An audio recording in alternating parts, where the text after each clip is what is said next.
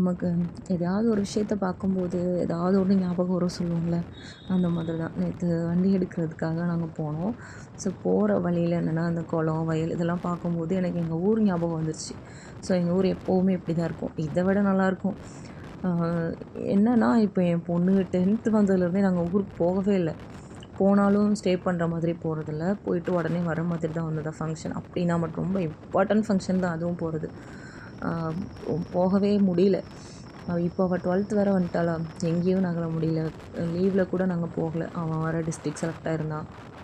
So எங்களுக்கு எங்கேயும் போக முடியலன்னொன்னே, நேத்து பைக் எடுக்க போம்போது அந்த வயல், தண்ணி எல்லாம் பார்க்கும்போது, ஊருக்கு போக முடியலையே அப்படிங்கிற ஒரு ஏக்கம் வர ஆரம்பிச்சுட்டு. அப்புறம் சரி இன்னொரு நாள் போய்க்கலாம்.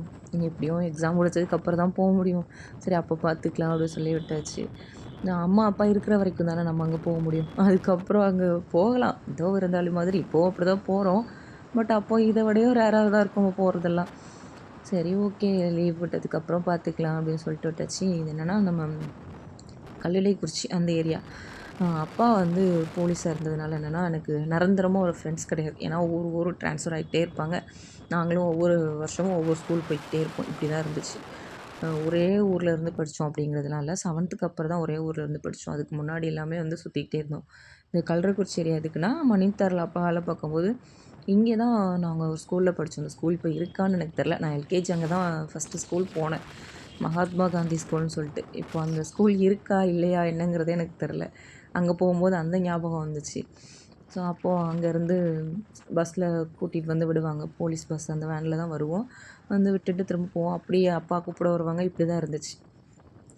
எனக்கு அங்க போம்போது அந்த ஞாபகம். அப்புறம் அ நான் ஒரு 4தோ, 3டோ படிக்கும்போது விகேபுரம் அங்க இருந்தோம். அப்போ நாங்க ஊருக்கு போனோம்னா, அம்பை வந்துட்டு அம்பாசமுத்திரம் அந்த ஏரியா வந்துட்டு தான் நாங்க வருவோம். அப்போ எனக்கு அந்த அம்பை பஸ் ஸ்டாண்ட்ல ஒரு சம்பவம் நடந்துச்சு. என்ன அப்படின்னா, பஸ் வந்து என்ட்ரன்ஸ்லேருந்து உள்ள போய் திரும்பி நிக்கும். நான் என்ன பண்ணேன், ஒரு ஆர்வக் கோளாறு.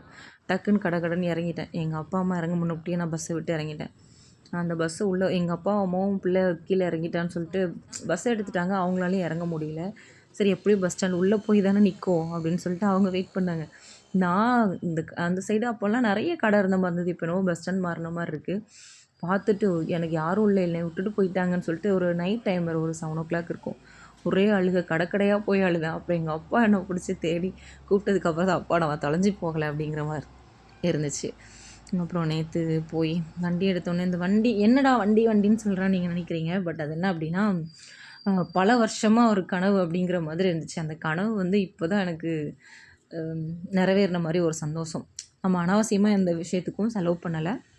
அத்தியாவசிய தேவைக்கு தான் செலவு பண்ணியிருக்கோம். ஆனாலும் சிலர் சொல்லுவாங்க, "இவளுக்கு இப்ப இதெல்லாம் தேவையா?" அப்படின்னு சொல்லிட்டு. பட் எனக்கு இது தேவை. இதுதான் ரொம்ப இம்பார்ட்டன்ட். எனக்கு பசங்கள கூட்டிட்டு போறது, வர்றது எல்லாமே. நெறைய கிண்டல், கேலி எல்லாம் கிண்டல், கேலி பண்ணவங்கள நான் எதுவும் சொல்ல வரல.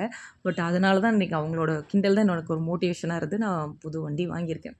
ஸோ எல்லாருக்கும் நன்றி.